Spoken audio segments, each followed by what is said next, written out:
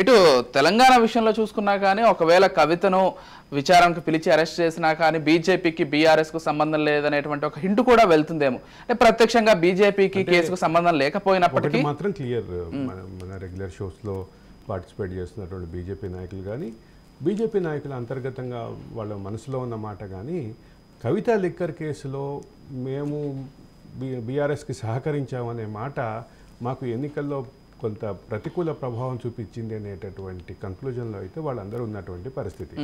వాళ్ళు ఆ మాట అనే విషయంలో మన షోకి వచ్చినటువంటి సందర్భంలో అదే చెప్తున్నారు, వ్యక్తిగత సంభాషణలో అదే చెప్తున్నారు. తెలంగాణ బీజేపీ నాయకులకి ఆ మాట అంటే బీఆర్ఎస్ బీజేపీ రెండు ఒకటే అనే మాట, మిలాఖత్ జరిగిందనే మాట ఎన్నికల్లో తమకి ప్రతికూల ప్రభావం ఇచ్చింది. మేము రేస్లో 2వ స్థానంలో మొదటి పడిపోయాం అనేటటువంటి భావం అయితే వాళ్ళల్లో ఉంది. వాళ్ళ మనసులో ఆ భావం ఉంది కాబట్టి ఈరోజు దానికి బ్రేక్ చేయాలని ఈవెన్ తెలంగాణ బీజేపీ శాఖ కూడా, తెలంగాణ బీజేపీ నాయకులు కూడా కోరుకుంటున్నటువంటి పరిస్థితి. దాంట్లో కూడా కొంతమంది కేసీఆర్ అనుకూలులు ఉన్నారా, కాంగ్రెస్ అనుకూలులు ఉన్నారా అనేటటువంటి చర్చ అయితే ఉంటుంది ప్రతి పార్టీలోనూ ఈ రకమైన చర్చ. కానీ ప్రధానమైనటువంటి తెలంగాణ బీజేపీ శాఖలో ఉన్నటువంటి ప్రతి నాయకుడు ఎవరిని పట్టుకున్నా వాళ్ళ దగ్గర నుంచి వస్తున్నటువంటి మాట ఏంటంటే ఇది మేము అంటే వ్యక్తిగత సంభాషణలో అదే చెప్తున్నారు, మాకు ఆ ప్రచారం నష్టం చేసింది కాబట్టి అది అంటే అప్పుడు బీజేపీ తీసుకున్నటువంటి నిర్ణయాలు కూడా ఫర్మ్గా ఉండాలని తెలంగాణ బీజేపీ శాఖ కూడా కోరుకుంటున్నటువంటి పరిస్థితి ఉంది. రాజకీయంగా ప్రతికూల పరిస్థితులు ఎదుర్కొన్నాం కాబట్టి ఇప్పుడు సానుకూలంగా ఉండాలంటే కవిత విషయంలో ఫార్మ్గా ఉండాలి, మేము కాంగ్రెస్ డి అంటే డి అనేలాగా ఉండాలి అంటే కవిత విషయంలో ఫార్మ్గా ఉండాలనేటటువంటి భావం అయితే వాళ్ళలో కనిపిస్తుంది, చాలా బలంగా కనిపిస్తోంది. అంటే కవిత నుంచి కావచ్చు, కేసీఆర్ నుంచి కావచ్చు, అంటే మొత్తంగా కల్వకుంట్ల ఫ్యామిలీ నుంచి ఎటువంటి రియాక్షన్ వచ్చే అవకాశం ఉంది కవిత విషయంలో? అంటే కవిత కూడా ఏ విధంగా రియాక్ట్ అయ్యే అవకాశం ఉంది? అంటే ఆమె విచారణకు హాజరు అవ్వచ్చా, లేకపోతే మళ్ళీ సోషల్ మీడియా వేదికగా ఏదైనా పోస్ట్ చేయొచ్చా, ఎలా చూడాలి? అంటే కవిత విషయంలో అంటే ఒక సెటారికల్ కన్వర్సేషన్స్ అయితే జరుగుతున్నాయి. కవితకి ఈడీ నోటీసులు వచ్చినప్పుడల్లా ఆవిడేదో ఒక సామాజిక సమస్య మీద ఉద్యమిస్తూ ఉంటారు. కవితకి సిబిఐ నోటీసులు వచ్చినప్పుడల్లా ఆవిడ సామాజిక సమస్య మీద స్పందిస్తూ ఉంటారు. అది దానికి ఉదాహరణగా మహిళా రిజర్వేషన్ బిల్ విషయంలో ఆవిడ పోరాటం చేశారని, ఢిల్లీ వేదికగా చేశారని, తర్వాత ఇప్పుడు పూలే విగ్రహాన్ని శాసనసభలో పెట్టాలని చెప్పి పోరాటం చేస్తున్నారని చెప్పి వీటన్నిటినీ చూపించి ఒక సెటైరికల్ వెర్షన్స్ అయితే బాగా వ్యంగ్యంగా రాజకీయ వ్యాఖ్యానాలు అయితే ఉన్నాయి ఆమె మీద. అయితే ఈ రకమైనటువంటి దానిగా ఉంటుందా, అదే సందర్భంలో న్యాయపరమైనటువంటి ప్రొటెక్షన్ పొందుతుందా? ఆమెకు సంబంధించినటువంటి కేసు కూడా ఈ వారంలోనే విచారణకు, నెక్స్ట్ వీక్లోనే విచారణకు రాబోతోంది సుప్రీంకోర్టులో. కాబట్టి దానికి ఏ రకమైనటువంటి కంక్లూజన్స్ వస్తుంది? అది ఈడీ విషయంలో కేసు.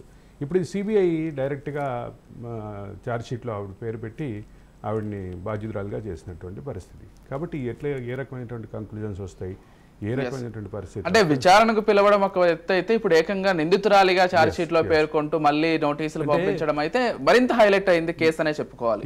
ఎఫ్ఐఆర్లో పెట్టడమే కాకుండా ఛార్జ్షీట్లో పేర్లు పెట్టడం అనేది ఆవిడని అక్యూజ్డ్గా చేసినటువంటి పరిస్థితి. ఆ మేరకు ఎఫ్ఐఆర్లో కరెక్షన్స్ కూడా, నేమ్ కరెక్షన్ కూడా అప్లై చేస్తారు. ఐ మీన్ ఛార్జ్షీట్లో పెట్టిన నేపథ్యంలో ఆవిడని అక్యూజ్డ్గానే నోటీసులు ఇచ్చి పిలిచినటువంటి పరిస్థితి.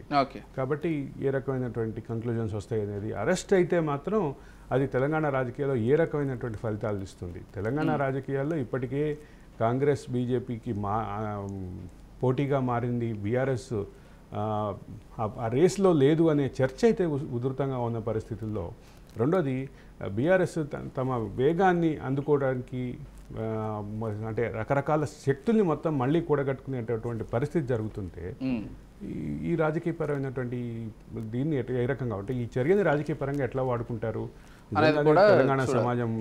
తెలంగాణ సమాజంలో మాత్రం విస్తృతంగా కవిత విషయంలో చర్చ జరిగింది. ఆ చర్చ బీజేపీకి ప్రతికూలంగా కనిపించింది అనేది బీజేపీ. కానీ ఇప్పుడు మాత్రం ఖచ్చితంగా రాష్ట్ర బీజేపీ నేతలు మాత్రం చాలా గట్టిగా చెప్పుకోవచ్చు, మాకు బీఆర్ఎస్కి ఎటువంటి సంబంధం లేదు, బీఆర్ఎస్ ఉన్నటువంటి కీలకమైనటువంటి నేత కేసీఆర్ కూతురు కవిత విషయంలో ఈడీ లేకపోతే సిబిఐ ఏ విధంగా వ్యవహరిస్తుందో ప్రజలకే వదిలేస్తున్నాం చూసి అని. ప్రధాన అంశం ఏంటంటే ఈడీ సిబిఐ స్వతంత్రంగా వ్యవహరించట్లేదు, బీజేపీ చెప్పినట్లుగా వ్యవహరిస్తున్నాయి. ఇంకా ఆ మేరకే బీజేపీ బీఆర్ఎస్ పొత్తు మేరకే, బీజేపీ బీఆర్ఎస్ అండర్స్టాండింగ్ మేరకే కవిత అరెస్ట్ కాలేదు అన్న వార్త ఆ ఊహాగానం తెలంగాణ విస్తృత సమాజంలో జరగటం మూలంగా తమకి వ్యతిరేకమైనటువంటి ఫలితాలు వచ్చినాయన్న కంక్లూజన్లో బీజేపీ రాష్ట్ర శాఖ ఉంది కాబట్టి రాష్ట్ర శాఖలో ఉన్నటువంటి కీలకమైనటువంటి నాయకులు వివిధ సందర్భాల్లో చెప్పినటువంటి సందర్భంలో మాట కానీ లేదా మన షోకి వచ్చినటువంటి మనతో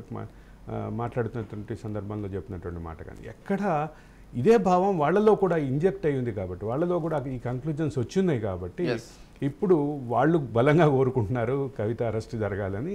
కవిత అరెస్ట్ తోటి ఈ రకమైనటువంటి వాటికి బ్రేక్ చేసి 2024 పార్లమెంట్ ఎన్నికల్లో మెజారిటీ సీట్లు సాధించాలి అని కోరుకుంటున్నారు అనేది మనకు అర్థమవుతుంది అన్నమాట.